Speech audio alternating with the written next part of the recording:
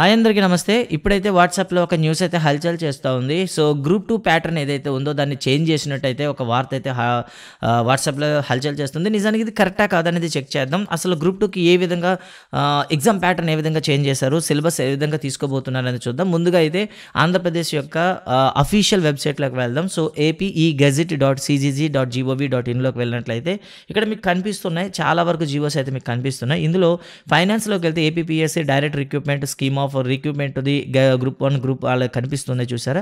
ఇందులో డౌన్లోడ్ చేద్దాం. ఇది ఇక్కడ ఏమి ఇచ్చారో ఇది. సో, ఈ డౌన్లోడ్ చేసినటువంటి పర్ఫార్మ్ అయితే మేము స్క్రీన్ పై అయితే కనిపిస్తుంది. చూస్తున్నారు కదా, ఇదైతే గవర్నమెంట్ అఫీషియల్ వెబ్సైట్ నుండి మనం డౌన్లోడ్ చేసుకుంది. అంటే నిజానికి ఇది ఫేక్ అయితే కాదు, డైరెక్ట్ అఫీషియల్ వెబ్సైట్ నుండే మనం డౌన్లోడ్ చేసుకున్నాం. అసలు ఈ జీవోలో ఏముందో ఒకసారి చూద్దాం.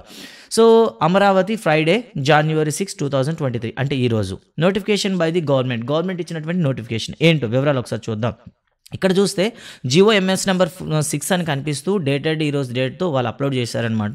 ఇందులో ఏముంది, సో ఈ ఆర్డర్ అనేది దేనికి సంబంధించిందంటే, సో ఇది ఏదైతే group 2 public service commission group 2 నిర్వహిస్తుందో ఆ నిర్వహిస్తున్నటువంటి ప్యాటర్న్, ఎగ్జామ్ ప్యాటర్న్ చేంజ్ చేసేటటువంటి ఒక వివరాలు అయితే ఇందులో ఇచ్చారనమాట.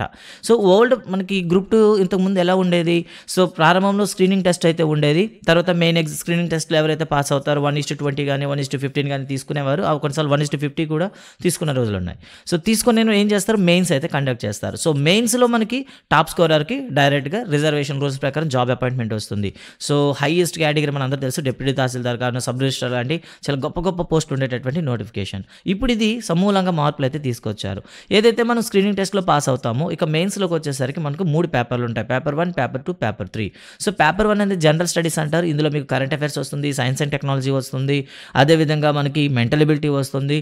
ఇలా మొత్తం అన్ని కలిపి గ్రూప్ ఏంటంటే జిఎస్ అని పిలుస్తాం. అది 150 మార్కులకి ఇంతకు ముందులో ఉండేది. తర్వాత పేపర్ 2 వచ్చేసరికి సోషల్ హిస్టరీ ఆఫ్ ఆంధ్రప్రదేశ్, అదేవిధంగా ఇండియన్ కాన్స్టిట్యూషన్ ఉండేది. అంటే ఆంధ్రప్రదేశ్ చరిత్ర మరియు భారత రాజ్యాంగం పైన ఒక సమీక్ష అనేది మనకు ఉండేది. ఇది 150 మార్కులకు ఉండేది. ఇది పేపర్ 2. నిజానికి ఇది స్కోరింగ్ పేపర్ అనమాట. ఓకే, పేపర్ 3 వచ్చేసరికి ఎవరికైనా టఫ్ అనమాట. ఇది ఏంటంటే ఏపీ అండ్ ఇండియన్ ఎకానమీ అని ఉండేది అనమాట. సో ఇది ఏపీ ఎకానమీ 75 క్వశ్చన్స్ వచ్చేవి, ఇండియన్ ఎకానమీ 75 క్వశ్చన్స్ వచ్చేవి, 150 మార్కులు. ఇది ప్రీవియస్ ప్యాటర్న్. బట్ ఇప్పుడైతే ఏదైతే పబ్లిక్ సర్వీస్ కమిషన్ అప్రూవల్ చేసిందో ఆ ప్యాటర్న్ చూద్దాం. ఇక్కడ ఏం చేశారంటే స్క్రీనింగ్ టెస్ట్ అలానే పెట్టారు.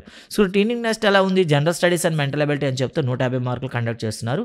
ఈ స్క్రీనింగ్ టెస్ట్ క్వాలిఫై అయిపోయిన వాళ్ళకి మెయిన్స్కి అలౌ చేస్తారు. మెయిన్స్లో ఇప్పుడైతే 2 పేపర్లు అయితే ఉన్నాయి. అంటే స్క్రీనింగ్ టెస్ట్కి మాత్రమే జనరల్ స్టడీస్ని లిమిట్ చేస్తూ మెయిన్స్లోకి వచ్చి జనరల్ స్టడీస్ తీసేశారనమాట. ఇక్కడ మీకు చూస్తే social history of Andhra Pradesh, Indian constitution అనేది ఏదైతే పేపర్ 2 ఉండేదో గతంలో, అది పేపర్ 1కి తీసుకొచ్చారు 150 మార్కులతోనే. ఇక పేపర్ 2లో ఏం చేశారు అంటే పేపర్ 1 జనరల్ స్టడీస్ పూర్తిగా తీసేసి అందులో ఒక పార్ట్ అయినటువంటి సైన్స్ అండ్ టెక్నాలజీని తీసుకొచ్చి పేపర్ 3కి యాడ్ చేశారు. ఇండియా అండ్ ఏపీ ఎకానమీకి యాడ్ చేస్తూ పేపర్ 2గా డిజైన్ చేశారు. నిజంగా అయితే మాత్రం ఇదొక అద్భుత అవకాశం అని చెప్తాను. ఎవరైతే నిరుద్యోగులు అయితే చాలా కాలం నుండి ఎదురు చూస్తున్నారో, నిజానికి ఇప్పుడు డిఎస్సీల కోసం కూడా ఎదురు చూస్తున్న వాళ్ళు కూడా ఇప్పుడు గ్రూప్స్లు ప్రిపేర్ చేయడానికి అవకాశం అయితే కల్పిస్తుందన్నమాట ఈ చేంజ్ అయితే మాత్రం.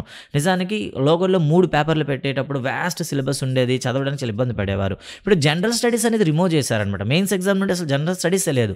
గట్టిగా పడితే మనకి ఏమవుతుంది చెప్పండి, పేపర్ 1 అనేది 150కి దాదాపుగా 135, 130, 140 కూడా తీసుకొచ్చిన సందర్భాలు అయితే లేకపోలేదు.